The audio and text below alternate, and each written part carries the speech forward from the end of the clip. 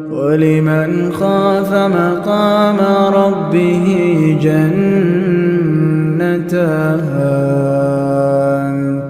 فبأي آلاء ربكما تكذبان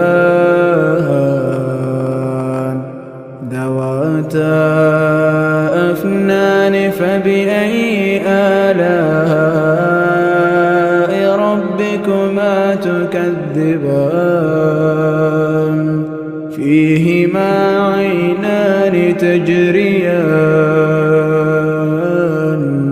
فبأي آلاء ربكما تكذبان فيهما من كل فاكهة زوجان فبأي